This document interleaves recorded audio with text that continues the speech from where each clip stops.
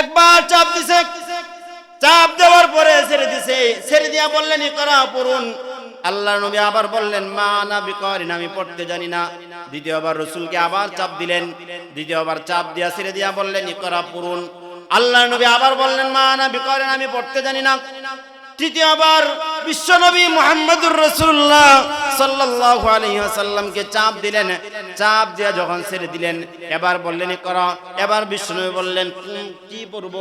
এবার আল্লাহ তাআলা জিবরাইল আমিনের মাধ্যমে বিশ্বনবী মুহাম্মদুর রাসূলুল্লাহর উপরে প্রথম 5টি আয়াত সূরা আলাকের প্রথম 5টি আয়াত নাযিল কইরা জানায় দিলেন ইকরা বিসমি রাব্বিকাল্লাযী খালাক খালাকাল ইনসানা মিন আলাক ইকরা ওয়া রাব্বুকাল আকরাম আল্লাযী আল্লামা বিল কলম আল্লামাল ইনসানা মা লাম ইয়ালাম। এই 5টা আয়াত যখন আল্লাহর নবীর কাছে নাযিল করলেন, আল্লাহর নবী ভয় পেয়ে গেলেন। আল্লাহর নবী ভয় পেয়ে কাঁপুনি শুরু হয়ে গেছে। আল্লাহর নবী অন্তরে ভয় পেলেন। ভয় পাওয়ার পরে তিনি তাড়াতাড়ি চলে আসলেন, বাড়িতে আসলেন খাদিজা রাদিয়াল্লাহু তাআলা আনহার কাছে, আম্মা জান খাদিজা রাদিয়াল্লাহু তাআলা আনহার কাছে। আচ্ছা, বিশ্বনবী মুহাম্মদুর রাসূলুল্লাহ বলেন জাম্মিলুনি জাম্মিলুনি জাম্মিলুনি, খাদিজা রে, ও খাদিজা কম্বল দিয়া ঢেকে দাও। আম্মা জান খাদিজা রাদিয়াল্লাহু তাআলা আনহা বিশ্বনবী মুহাম্মদুর রাসূলুল্লাহকে কম্বল দিয়া ঢেকে দিলেন। আম্মা জান খাদিজা রাদিয়াল্লাহু তাআলা আনহা চিন্তায় পড়ে গেলেন, কি ব্যাপার? আমি খাদিজা রাদিয়াল্লাহু তাআলা আনহা 40 বছর বয়সে, বিশ্বনবীর 25 বছর বয়সে আমি 15 বছর ঘর সংসার করলাম। এই 15 বছরের ভিতরে আল্লাহর নবী এত ভয় কোনোদিন পায় নাই, এত কাঁপুনি কোনোদিন উঠে নাই। আল্লাহর নবী যখন শান্ত হলেন, শান্ত হওয়ার পরে এবার খাদিজা রাদিয়াল্লাহু তাআলা আনহা আল্লাহর নবীর কাছে কানাকানি যা বললেন ইয়া রাসূলুল্লাহ, ইয়া হাবিবাল্লাহ, কি হয়েছে? আপনার এই অবস্থা কেন? আপনি কাঁপতেছেন কেন? আল্লাহর নবী বিশ্বনবী মুহাম্মদুর রাসূলুল্লাহ খাদিজা রাদিয়াল্লাহু তাআলা আনহাকে সব বর্ণনা শুনাইলেন, সব ঘটনা শুনাইলেন। শোনানোর পরে খাদিজা রাদিয়াল্লাহু তাআলা আনহাকে রাসূল বললেন খাদিজা রে, খাদিজা রে, আমার মনে বড় ভয় হয়। ইন্নী লাখাশিতু আলা নাফসি, আমি নিজে নিজে ভয় পাইতেছি, না জানি আল্লাহর পক্ষ থেকে আমার উপরে কোনো বিপদ আসে কিনা, না জানি আমার উপরে কোনো বিপদ চলে আসে কিনা।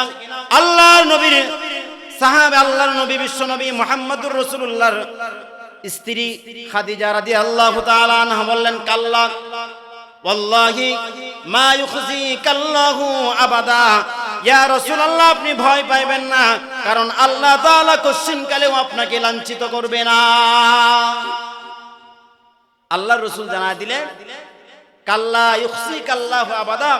আয়েশা বললেন শুনেন, আল্লাহ কোনোদিন আপনাকে লাঞ্ছিত করবে না, তার কারণ আপনার ভিতরে 5টি গুণ এমন আছে, যেই 5টি গুণ আল্লাহর কোনো বান্দার ভিতরে থাকলে আল্লাহর ওই বান্দা কোনোদিন ক্ষতিগ্রস্ত হতে পারে না। খাদিজা বললেন আপনার ভিতরে 5টা গুণ। 1 নাম্বার ইন্নাকা লাতাসিলুর রহিমা, আপনি আত্মীয়দের সাথে ভালো আচরণ করেন, আপনি আত্মীয়তার বন্ধন ঠিক রাখেন, আপনি আত্মীয়দের সাথে সুন্দর আচরণ করেন। 2 নাম্বার দুই নাম্বার ওয়াতাহমিলুল কাল্লা, যারা দুস্থ, যারা গরিব, যারা অসহায় আপনি তাদের দায়িত্ব বহন করেন। ওয়াতাকসিবুল মাদুমা, যারা গরিব অসহায় তাদেরকে আপনি সাহায্য সহযোগিতা করেন। ওয়াতাকরিজ যায়ফা, আপনি মেহমানের মেহমানদারি করেন। ওয়াতুইনু আলা মান নাওয়াই বিল হাক্কি, যারা আল্লাহর পথে, আল্লাহর দ্বীনের পথে থাকতে যায় বাধার সম্মুখীন হয় আপনি তাদেরকে সহযোগিতা করেন, তাদের পক্ষে দাঁড়ান। ইয়া রাসূলুল্লাহ এই 5টা গুণ আপনার ভিতরে আছে, আল্লাহর কসম করে বলি আল্লাহ তাআলা কোশ্চিন কালেও আপনাকে ক্ষতিগ্রস্ত করতে পারে না। খাদিজা রাদিয়াল্লাহু তাআলা আনহা বিশ্বনবী মুহাম্মদুর রাসূলুল্লাহকে সান্ত্বনার বাণী শুনাইলেন। সান্ত্বনার বাণী শোনানোর পরে এবার বললেন ইয়া রাসূলুল্লাহ, আমার একজন চাচাতো ভাই আছে উরাকা ইবনে নাওফাল। উরাকা ইবনে নাওফাল একজন বয়স্ক ব্যক্তি ছিল, উরাকা ইবনে নাওফাল অত্যন্ত বয়োবৃদ্ধ একজন লোক ছিল, খ্রিস্টান ধর্মের বড় গুরু ছিল, খ্রিস্টান বড় আলেম ছিল, বয়সের বাড়ি নুয়ে গিয়েছিল। তিনি বললেন আমার ভাই উরাকা ইবনে নাওফালের কাছে চলে যাব। আল্লাহর নবী বিশ্বনবী মুহাম্মদুর রাসূলুল্লাহকে নিয়ে খাদিজা যখন উরাকা ইবনে নাওফালের কাছে গেলেন, উরাকা ইবনে নাওফালের কাছে যাওয়ার পরে বললেন ভাইজান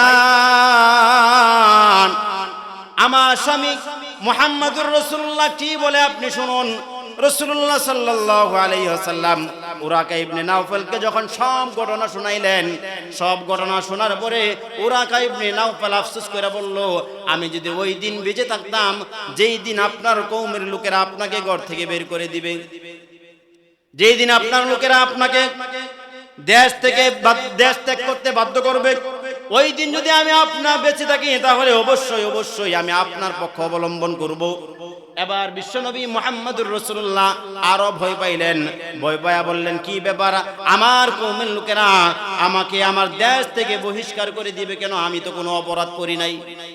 উরাকা ইবনে নাওফাল বলল অপরাধ করার দরকার নাই, কারণ আপনার কাছে যেই ওহীর বাণী আসছে, এই ওহীর বাণী যার কাছে আসছে, পূর্ববর্তীতে যার কাছে আসছে তার কওম তার জাতি তার শত্রু হয়ে গেছে। এই ওহীর বাণী মূসা আলাইহিস সালামের কাছে আসছিল, পয়গম্বর মূসা আলাইহিস সালামের শত্রু ফেরাউন হয়ে গেছিল। ইব্রাহিম আলাইহিস সালামের কাছে এই ওহীর বাণী আসছিল, নমরুদ তার শত্রু হয়ে গেছে। হযরত আদম আলাইহিস সালামের কাছে যখন এই বাণী আসছিল, আদমের দুই সন্তান কাবিল হাবিলের বিরুদ্ধে চলে গেছে। এই বাণী যখন নূহ আলাইহিস সালামের কাছে আসছিল, নূহ সম্প্রদায় নূহ আলাইহিস সালামের বিরুদ্ধে চলে গেছে। হে মুহাম্মদ, এই যেই বাণী আপনার কাছে আসছে, আপনার কোনো দোষ না থাকলেও তারা আপনার শত্রু হয়ে যাবে। সুখে দুঃখে শুকরিয়া সর্বদাই আল্লাহর আদায় করব, সুখে দুঃখে সর্বদাই আল্লাহ তাআলার প্রশংসা করব। তার কারণ হলো আল্লাহর নবী বিশ্বনবী মুহাম্মদুর রাসূলুল্লাহ সাল্লাল্লাহু আলাইহি ওয়াসাল্লাম হাদিসে বলেন, আল্লাহর যেই বান্দা এবং বান্দি সুখে দুঃখে সর্ব অবস্থায় আসমানের মালিক আল্লাহ তাআলার প্রশংসা করে, কাল কিয়ামতে হাসর ময়দানে আল্লাহ তাআলা আল্লাহর ওই বান্দা এবং বান্দিকে আল্লাহর জান্নাতের দিকে আগে আগে ডাকবেন। قال رسول الله صلى الله عليه وسلم أول ما يدعى إلى الجنة يوم القيامة الذين يحمدون الله في السراء والضراء। আল্লাহর নবী বলেন আল্লাহ তাআলা কিয়ামতের দিন আল্লাহর ওই বান্দা এবং বান্দিকে সর্ব অবস্থায় সর্বপ্রথম আল্লাহর জান্নাতের দিকে ডাকবেন। আল্লাহর যেই বান্দা এবং বান্দি সব সময় সুখে দুঃখে সর্ব অবস্থায় আল্লাহ তাআলার প্রশংসা করে, বলেন না সুবহানাল্লাহ। এই জন্য আমরা সুখে দুঃখে সর্ব অবস্থায় শুকরিয়া আদায় করব কার? আল্লাহ। প্রিয় হাজিরিন, আমি আপনাদের সামনে কুরআনে কারীমের যে আয়াতগুলো পাঠ করছি, আল্লাহ তাআলা মুসলমানদেরকে শ্রেষ্ঠ জাতির কাছে আল্লাহ তাআলা শ্রেষ্ঠ একটা গ্রন্থ পাঠাইছেন। তার নাম কি? জুড়ে বলেন, কুরআন। আল্লাহ তাআলা শ্রেষ্ঠ জাতি শ্রেষ্ঠ উম্মতে মুহাম্মাদির কাছে শ্রেষ্ঠ একটা গ্রন্থ পাঠাইছেন শ্রেষ্ঠ নবীর মাধ্যমে। সুবহানাল্লাহ। শ্রেষ্ঠ নবীর উপরে নাজিল করছেন। একজন ফেরেশতাকে আল্লাহ তাআলা কুরআন নাজিলের জন্য নিযুক্ত করছেন। এই ফেরেশতাটা সাধারণ কোনো ফেরেশতা না, এই ফেরেশতাটা হলো হযরত জিবরিল আলাইহিস সালাম, সমস্ত ফেরেশতাদের মধ্যে শ্রেষ্ঠ ফেরেশতা। সুবহানাল্লাহ।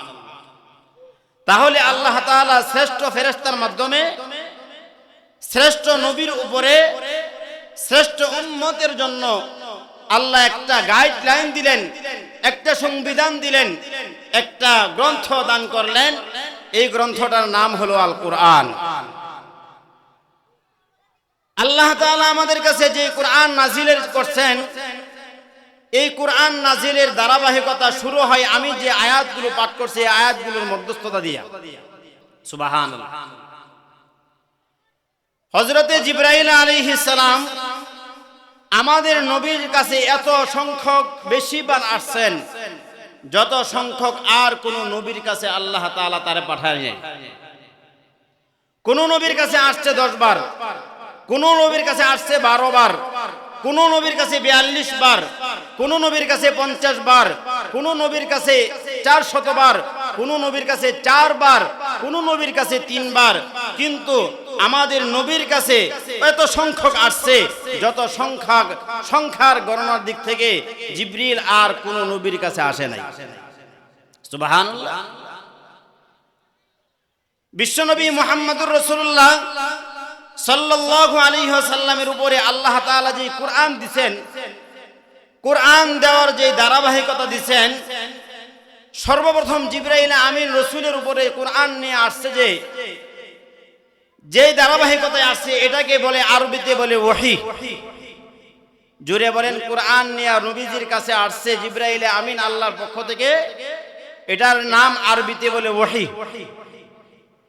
ওহী সাধারণত দুই প্রকার হয়ে থাকে, একটা হলো ওহী জলি আর একটা হলো ওহী খফি। রাসূলুল্লাহ সাল্লাল্লাহু আলাইহি ওয়াসাল্লামের উপরে, রাসূলুল্লাহ সাল্লাল্লাহু আলাইহি ওয়াসাল্লামের কাছে জিবরাইল যে ওহী নিয়ে আসছেন, সরাসরি রাসূলুল্লাহর কাছে কোরআনের বাণী পৌঁছাবার 6 মাস পূর্ব থেকে আল্লাহ তাআলা আমাদের নবীজি মুহাম্মদুর রাসূলুল্লাহকে স্বপ্নে দেখাইতেন। সুবহানাল্লাহ। বুখারী শরীফের হাদিস, আম্মা জান আয়েশা রাদিয়াল্লাহু তাআলা আনহা থেকে বর্ণনা। আম্মা জান আয়েশা রাদিয়াল্লাহু তাআলা আনহা বর্ণনা করেন, আউয়ালু মা বুদিয়া বিহি রাসূলুল্লাহ সাল্লাল্লাহু আলাইহি ওয়াসাল্লাম মিনাল ওয়াহয়ি আর-রু'য়া সালিহাতু ফিন নাওমি।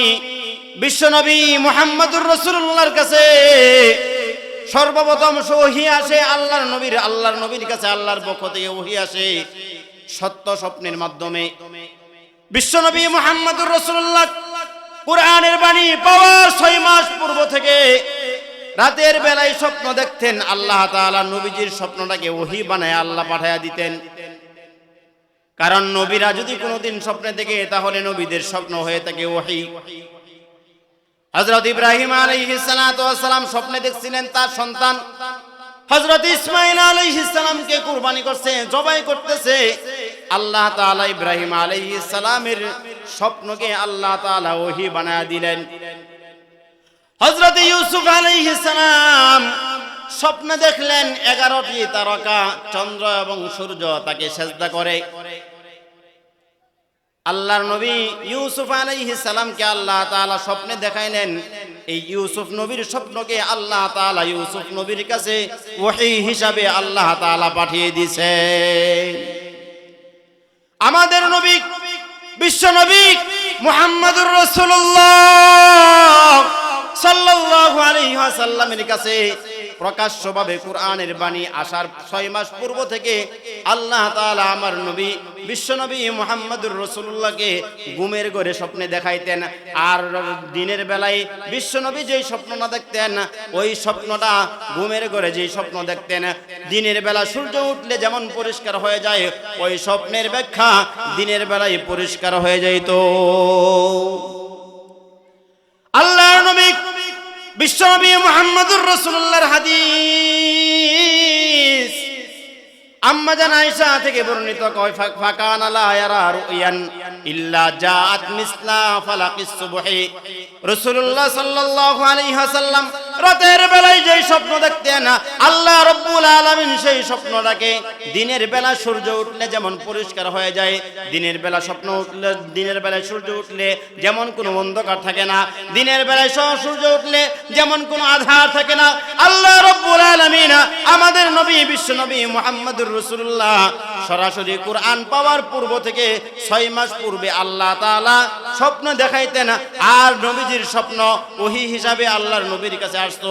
দিনের বেলায় আল্লাহর নবীর স্বপ্নের ব্যাখ্যা বাস্তবায়ন হয়ে যাইত। সুবহানাল্লাহ। রাসূলুল্লাহ সাল্লাল্লাহু আলাইহি ওয়াসাল্লাম যখন রাতের বেলা স্বপ্ন দেখেন, দিনের বেলায় স্বপ্ন বাস্তবায়ন হয়ে যায়। রাতের বেলা ঘুমের ঘরে যেই স্বপ্ন দেখেন, দিনের বেলায় সেই স্বপ্ন বাস্তবায়ন হয়ে যায়। এইভাবে যখন রাসূলের কাছে যখন সত্য স্বপ্নের মাধ্যমে ওহী আসতে শুরু করলো, আল্লাহর নবী বিশ্ব নবী মুহাম্মদুর রাসূলুল্লাহ একা থাকতে পছন্দ করেন। আল্লাহর রাব্বুল আলামিন আল্লাহর নবী বিশ্ব নবী মুহাম্মদুর রাসূলুল্লাহর কাছে যখন ওহী পাঠাইতেন, ঘুমের ঘরে স্বপ্নে দেখতেন, আল্লাহর নবী দিনের বেলায় যখন তার স্বপ্ন বাস্তবায়ন হয়ে যেত, তখন থেকে আল্লাহর নবী একা থাকতে পছন্দ করেন, একা থাকতে ভালোবাসেন, একা তিনি আল্লাহ তাআলার ইবাদতে মগ্ন হয়ে যান।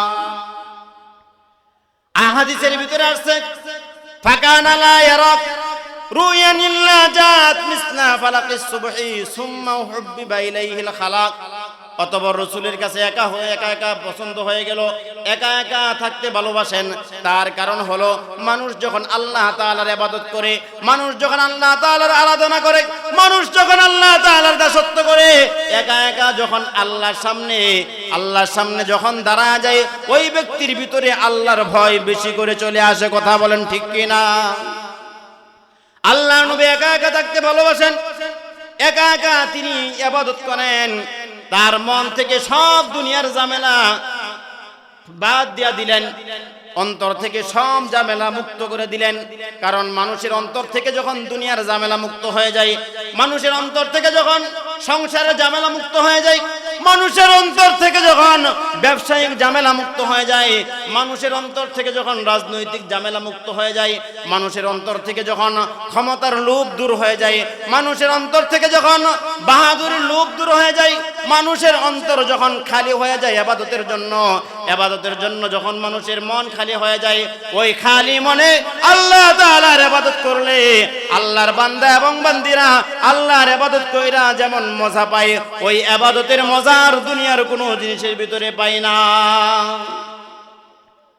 এ কারণে কবি বলেন হর তামান্না দিল সে রুখসাত হো গাই, हर तमन्ना दिल से रुखसत हो गई, अब तो आजा अब तो रह खलवत हो गई, अब तो आजा अब तो खलवत हो गई, एक तुमसे क्या मुहब्बत हो गई, एक तुमसे क्या मुहब्बत हो गई, सारी दुनिया से अदावत हो गई, सारे दुनिया से আদাওয়াত हो गई।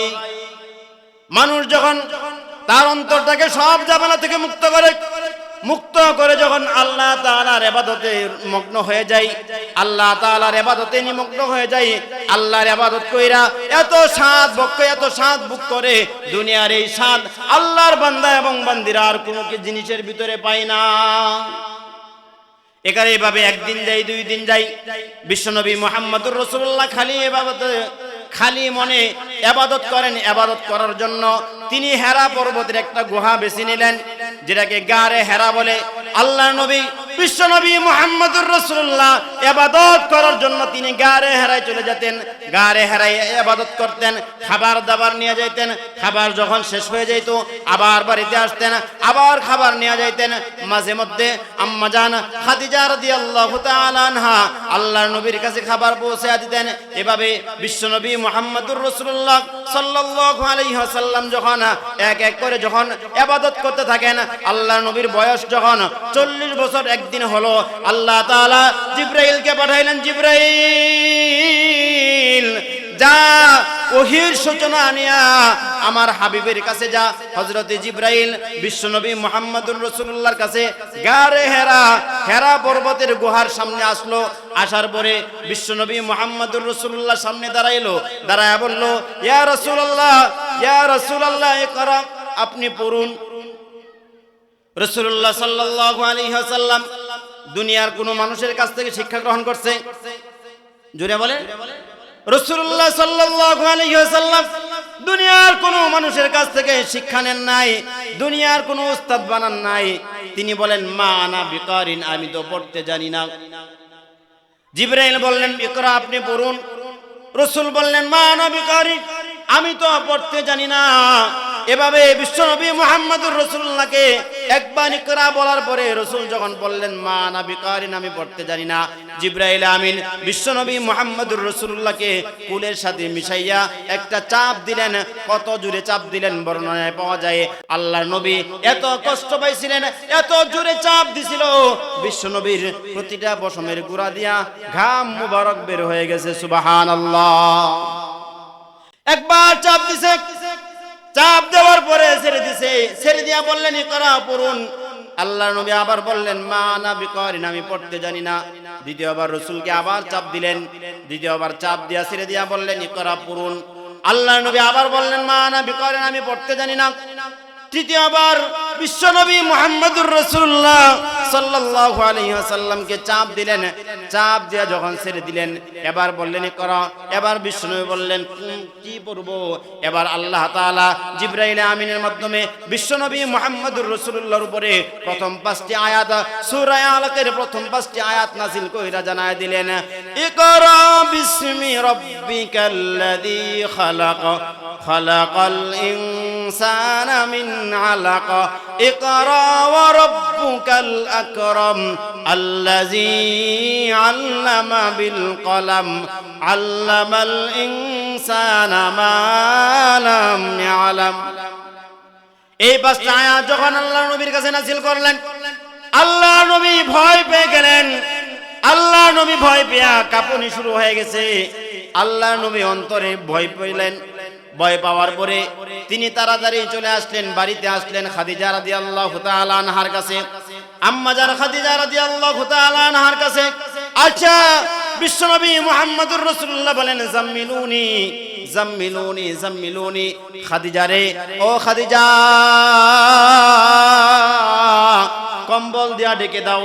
আম্মা জান খাদিজা রাদিয়াল্লাহু তাআলা আনহা বিশ্বনবী মুহাম্মদুর রাসূলুল্লাহকে কম্বল দিয়া ঢেকে দিলেন। আম্মা জান খাদিজা রাদিয়াল্লাহু তাআলা আনহা চিন্তায় পড়ে গেলেন, কি ব্যাপার?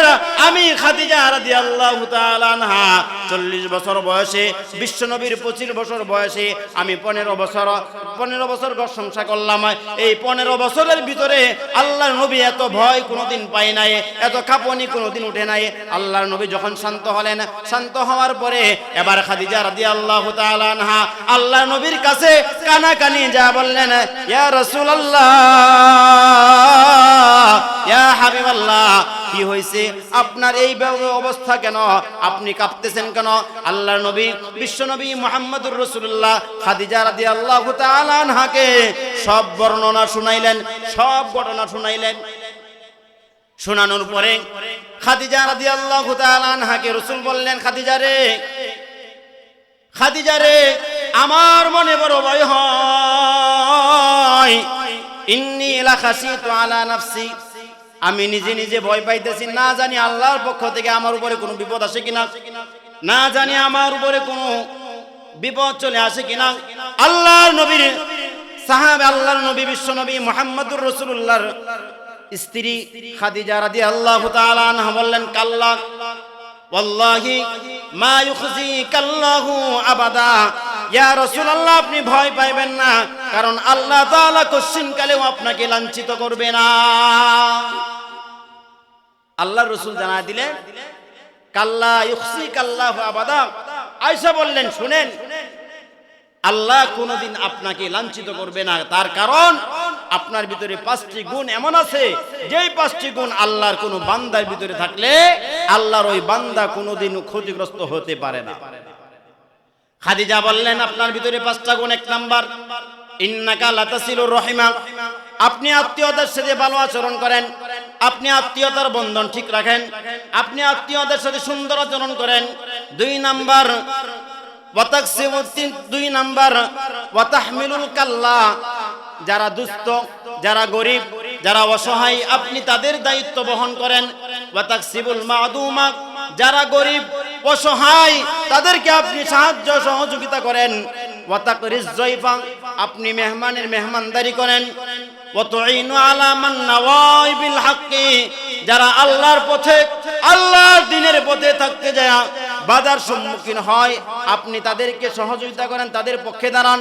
ইয়া রাসূলুল্লাহ এই 5টা গুণ আপনার ভিতরে আছে, আল্লাহর কসম করে বলি আল্লাহ তাআলা কোশ্চিন কালেও আপনাকে ক্ষতিগ্রস্ত করতে পারে না।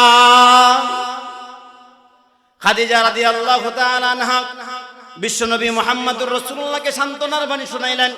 সান্ত্বনার বাণী শোনানোর পরে এবার বললেন, ইয়া রাসূলুল্লাহ, আমার একজন চাচাতো ভাই আছে উরাকা ইবনে নাওফাল। উরাকা ইবনে নাওফাল একজন বয়স্ক ব্যক্তি ছিল। উরাকা ইবনে নাওফাল অত্যন্ত বয়োবৃদ্ধ একজন লোক ছিল। খ্রিস্টান ধর্মের বড় গুরু ছিল, খ্রিস্টান বড় আলেম ছিল, বয়সের বাড়ি নুয়ে গিয়েছিল। তিনি বললেন, আমার ভাই উরাকা ইবনে নাওফালের কাছে চলে যাব। আল্লাহর নবী বিশ্বনবী মুহাম্মদুর রাসূলুল্লাহকে নিয়ে খাদিজা যখন উরাকা ইবনে নাওফালের কাছে গেলেন, উরাকা ইবনে নাওফালের কাছে যাওয়ার পরে বললেন, ভাইজান, আমার স্বামী মুহাম্মদুর রাসূলুল্লাহ কি বলে আপনি শুনুন।